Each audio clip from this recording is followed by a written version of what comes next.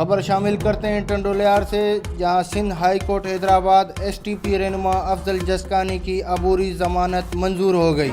इस सिलसिले में मालूम हुआ है कि टंडोलियार सेशन कोर्ट में फायरिंग के नतीजे में एमक्यूएम के रहनुमा भोलू खानजादा के कत्ल की एफआईआर अल्ताफ जसकानी की भाई असद जसकानी और दिशान जसकानी पर दाखिल थी। असद जसकानी जख्मी हालत में गिरफ्तार हो गया था, जबकि अफजल और दिशान जसकानी रुपोश थे। इन रुपोश मुलजिमान में से अफजल जसकानी की अबूरी जमानत हाई कोर्ट हैदराबाद ने मंजूर कर ली।